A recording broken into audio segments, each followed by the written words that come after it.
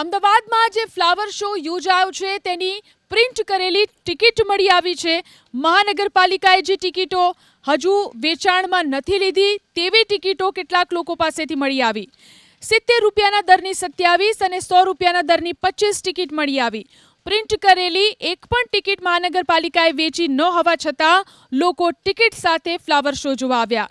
મહાનગરપાલિકાને આર્થિક નુકસાન પહોંચાડવાના ઈરાદે ટિકિટો માર્કેટમાં વેચાઈ હોવાની શક્યતાના આધારે રિવરફ્રન્ટ પોલીસ સ્ટેશનમાં ગુનો નોંધાયો. થલતેજથી એક પ્રિન્ટિંગ એજન્સીને ટિકિટ છાપવાનો કોન્ટ્રાક્ટ અપાયો હતો.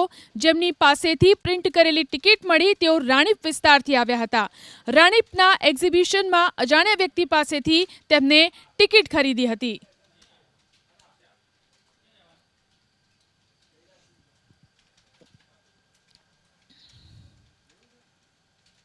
સુરતમાં વધુ 8 જેટલા બોગસ તબીબો ઝડપાયા છે.